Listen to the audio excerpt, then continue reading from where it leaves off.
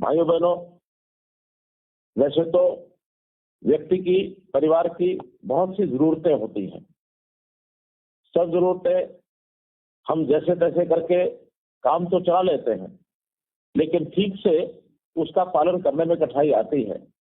हमारी शिक्षा हो, हमारा स्वास्थ्य हो, हमारी सुरक्षा हो, हमारी अन्य आवश्यकताएं हो।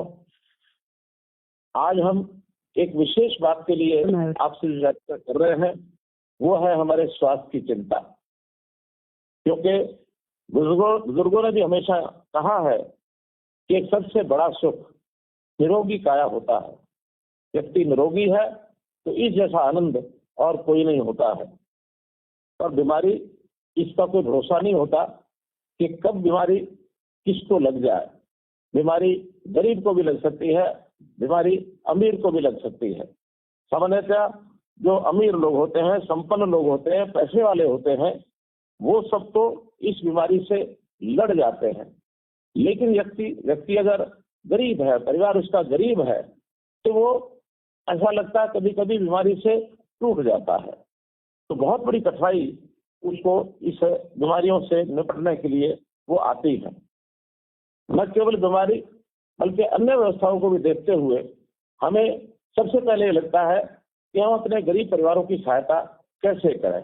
इसके लिए बहुत से परिवर्तन जब से हम सरकार में आए हैं तब से हमने करने शुरू किए हैं।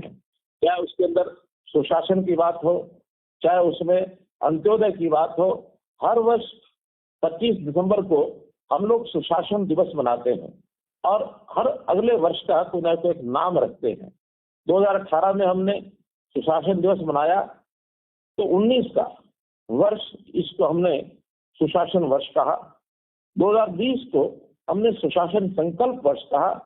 2021 को हमने सुशासन परिणाम वर्ष कहा। 2022 को हमने अंत्योदय उत्थान वर्ष कहा और अब 2023 चल रहा है जो, इसको अंत्योदय आरोग्य वर्ष कहा है। अभी अंत्योदय क्या है? अंत्योदय के नाते से समाज का जो निम्न आय वर्ग है, इसको हमने अंत्योदय की श्रेणी में रखा है, जिसको पहले बीपीएल का नाम दिया जाता था, जिसकी आय की सीमा वार्षिक 1,20,000 रुपया होती थी। अब हमने उसको बढ़ा करके, दायरा बढ़ा करके, समय के हिसाब से बदलना भी चाहिए, हमने उसकी आय की सीमा 1,80,000 रुपये वार्षिक ये सब की है। और इसी अनुसार इसको बढ़ा करके बीपीएल के दायरे में और अधिक लोग इसमें लाए गए हैं। इन सब बातों को ध्यान में रख करके प्रधानमंत्री जी ने भी 2016 में जब हम देखते हैं तो एक योजना, अनूठी योजना शुरू की थी। हमारे शरीर की पीड़ा को, इस दुख को दूर करने के लिए आयुष्मान भारत ये योजना बनाई थी। लेकिन वो आयुष्मान भारत, उस समय के आंकड़े भारत सरकार के पास थे, हरियाणा में केवल 15 लाख परिवार उसके एक प्रकार से एलिजिबल थे, उसके योग्य थे। जब 1,80,000 रुपए की सीमा हमने की तो ये आंकड़ा बढ़ करके 29 लाख ये सब हो गया है। तो हम जब इस ओर देखते हैं तो कभी कभी पुरानी योजना में जो गोल्डन कार्ड जिनके पास है, उसके अलावा भी बहुत से लोग अपनी बीमारी की चिंता करते हुए हमारे पास लगातार आते रहते हैं, अपनी एप्लीकेशन देते हैं। जो पहुंच पाते हैं एप्लीकेशन दे जाते हैं, लेकिन कभी तो ऐसा भी लगता है कि व्यक्ति बीमारी होने के बाद भी हम तक पहुंचता नहीं।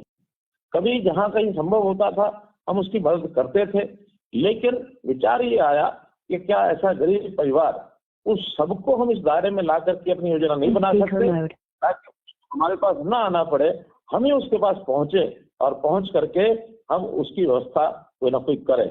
उस आधार पर उस आयुष्मान भारत योजना में हमने एक नई योजना जोड़ी, जिसका नाम चिरायु हरियाणा ये योजना रखी, ताकि 1,80,000 रुपए की आय तक के परिवारों को सबको रजिस्टर किया जाए। और मैं बताते हुए आपको, मुझे भी हर्ष हो रहा है कि ऐसी जो 29 लाख परिवारों की संख्या, इसको जब कार्ड देने की बात आई तो इस दायरे में 1.25 करोड़ लोग, 1,25,00,000 लोग इसके दायरे में आए। रजिस्ट्रेशन उनकी हमने शुरू की है और उस रजिस्ट्रेशन में लगभग 80 लाख लोग इस दायरे में, अर्थात 20 लाख के लगभग परिवार ये जुड़ चुके हैं। शेष 9 लाख और 45 लाख के लगभग जनता इसमें भी जुड़ने शेष है। लगातार हम इस पर प्रयत्न कर रहे हैं कि उसके अंदर सब जुड़ जाए। तो ये जो परिवार पहचान पत्र के नाम से जो योजनाएं हमने जो बनाई हैं उसमें हम इसका लाभ ऐसे गरीब परिवार उठा रहे हैं, उसी श्रेणी से आज मैं बात कर रहा हूं।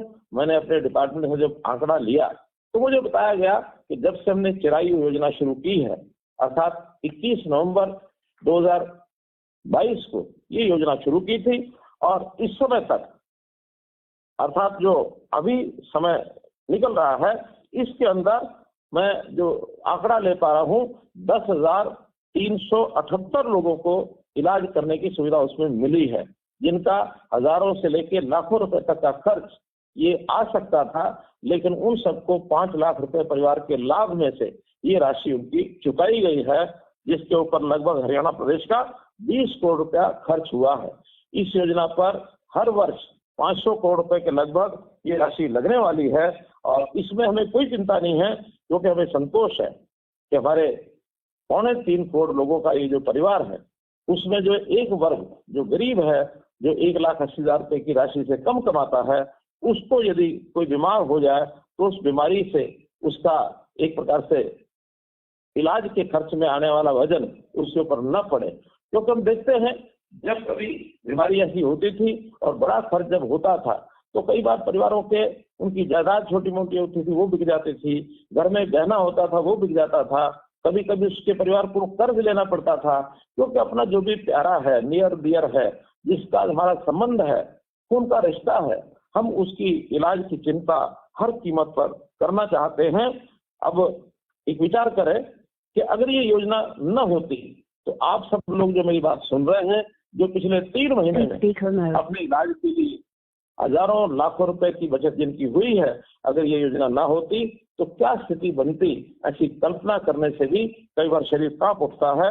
लेकिन मुझे आज इस बात का संतोष है कि हम लोग अपने इस इलाज को कराने में एक प्रकार से हमको लाभ सहायता मिली, और ये इलाज हम चाहे सरकारी अस्पताल में कराएं चाहे प्राइवेट अस्पताल में कराएं, लगभग 715 अस्पताल इस योजना में हमारे रजिस्टर्ड हैं, 175 सरकारी अस्पताल, 540 प्राइवेट अस्पताल, और हजारों की संख्या में बीमारियां उसके अंदर उसका इलाज होता है। तो हम ये सब लाभ प्राप्त कर रहे हैं। मैं आपसे अपेक्षा करता हूं कि जो लाभ हमने प्राप्त किया है, हम इस लाभ का दूसरों को भी जानकारी दें, ताकि वो लोग भी जो रजिस्टर हो चुके हैं इसका लाभ अस्पतालों में जाकर के कर सकें। आशा करता हूँ कि आप में से कोई बीमार न हो।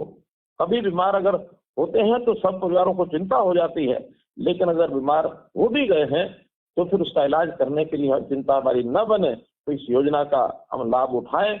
और इस नाते से आज से मैं आपसे बातचीत कर रहा हूं, न केवल चिरायु योजना बल्कि ऐसे गरीब परिवारों के लिए हमने अन्य योजनाएं भी बहुत सी चलाई हैं। जैसा आपको जानकारी मिली होगी कि जिन परिवारों के राशन कार्ड नहीं है और बीपीएल श्रेणी में जोड़े गए हैं, ऐसे 12 लाख नए परिवारों के राशन कार्ड भी हमने बना दिए हैं। हाँ, ये भी ठीक है कि 2011 से लेकर के अभी तक बहुत परिवारों की स्थितियां बदल गई हैं, तो ऐसे परिवार भी बहुत हो गए हैं जो इस आय सीमा से ऊपर उठ गए हैं। मैंने उनसे भी अपील की है, निवेदन किया है कि वो अपने इस राशन की जो सुविधा है अगर छोड़ देंगे तो गरीब परिवारों को जिनको राशन नहीं मिलता है उनको वो राशन मिल जाएगा। ये भी चिंता हमने की है। हो सकता है इसमें कुछ कठिनाइयां आ रही हों, क्योंकि परिवार पहचान पत्र पहली बार हरियाणा में बनाया गया है, एक बहुत ही सफल प्रयोग ये हो रहा है। कठिनाई उन लोगों को है जिनके डाटा में कुछ गलतियां हो गई हैं। उन गलतियों को ठीक करने के लिए हर जिले में हमारे जितने भी कार्यालय हैं, चाहे वो एडीसी का कार्यालय है अथवा एसडीएम के कार्यालय हैं, उन सब ने व्यवस्था की है कि आप जाकर के अपनी जानकारियां ठीक करा सकते हैं। जो आप बताएंगे उसको वेरीफाई करने के बाद, जांच करने के बाद अगर आपकी बात ठीक होती है तो ऐसा जो राशन कार्ड भी जिनको राशन नहीं मिला है जनवरी के महीने में और ठीक पाए जाने पर उनको फरवरी महीने में फरवरी और 2 महीने का जनवरी का, ऐसे 3 महीने का राशन एक साथ देने की सुविधा ये हमने की है। तो इसी प्रकार से परिवारों में आय कैसे बढ़े, आखिर तो हम लगातार गरीब बने रहें, हम 180 से नीचे रहें, ऐसी किसी की इच्छा नहीं है। हम चाहते हैं कि आय बढ़ती, जो परिवार के सदस्य काम करने लायक हैं उनको काम कराया जाए। इसके लिए भी मुख्यमंत्री अंत्योदय परिवार उत्थान योजना ये हमने चलाई, और पिछले दिनों में जो 861 हमने इसके लिए मेले लगाए हैं, और उन 861 मेलों में लगभग 1,60,000 परिवार उसमें शामिल हुए हैं। इन सबको लाभ पहुंचाने के लिए कोई ना कोई योजना, चाहे ऋण देने की बात हो, चाहे उनके हुनर की विकास की बात हो, चाहे उनका छोटा मोटा कोई काम अपना करने की बात है, अथवा कहीं प्राइवेट नौकरी में जाने की बात है, अथवा सरकारी नौकरी में भी HKRN जो हरियाणा कौशल रोजगार निगम बना है उसके माध्यम से भी और हम नौकरी उनको देने की एक चेष्टा कर रहे हैं, ताकि हर परिवार 1 लाख रुपए की अपनी जो वर्तमान आय है उससे कैसे वो 1,80,000 से ऊपर हो सके और ये BPL के कैटेगरी से बाहर हो जाए। हमारा संतोष इस बात में है कि हमारी आमदन बढ़नी चाहिए, हम उसमें से अपने परिवार के लिए अपने आप खर्च करें, न कि प्रसन्नता इस बात में होनी चाहिए कि हम गरीब बने रहें और हमको कोई छोटे मोटे लाभ उसमें मिलते रहें। लाभ बहुत कम होता है, आय बढ़ने से बहुत संतोष होता है, तो हमारी आय कैसे बढ़े इसके लिए हम काम कर रहे हैं। परिवार पहचान पत्र के माध्यम से जिनकी आय, बुजुर्गों की 60 साल के होने के बाद जिनकी आय कम होती है उनकी पेंशन भी ये ऑटोमेटिकली ये बनती है, उसको भी कहीं दफ्तर में कहीं दरखास्त लेकर के कोई दस्तावेज लेकर के वहां नहीं जाना पड़ता है, उसकी पेंशन अपने आप चालू हो जाती है। ऐसे ही हमारे जो बहुत से स्थानों पर हमको कई प्रकार के सर्टिफिकेट की जरूरत होती है, हमको अपना प्रमाण पत्र देना होता है, जाति प्रमाण पत्र है, दिव्यांग है तो उनका दिव्यांगता का प्रमाण पत्र है, आय का प्रमाण पत्र है, आयु का प्रमाण पत्र है, ऐसी सब चीजें भी अब हम एक क्लिक से अपने उस परिवार पहचान पत्र डाटा में से निकाल सकते हैं। हमको कोई कठिनाई और नहीं आएगी, वरना बहुत से चक्कर हमको यहाँ से वहाँ काटने पड़ते थे, तो ऐसा भी अब सहायता हमने दी है।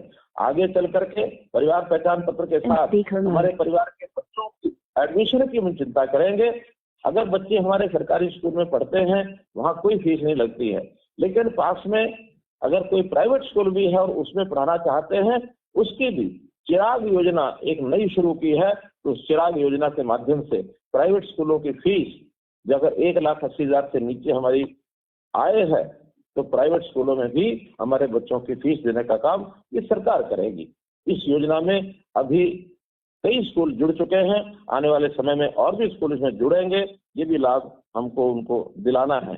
मेरा कहने का भाव ये है कि कोई गरीब परिवार अपने आप को असहाय न समझे, उनका जीवन कैसे सुखी हो, कैसे मुख्य धारा में वो आए, कैसी आय अपनी बढ़ाएं, बच्चों की शिक्षा कैसे प्राप्त करें, परिवार के सदस्यों का इलाज कैसे उनका हो, उनको सुरक्षा कैसे मिले, ये सब चिंता सरकार की है। हम आपके साथ खड़े हैं। आप बहुत ही मनोबल को ऊंचा करके अपने परिवार को भी चलाएं और अपने आसपास के और जो सदस्य हैं, इस प्रकार के कैटेगरी के परिवार हैं, उन परिवारों को भी इन योजनाओं का लाभ दिलवाएं।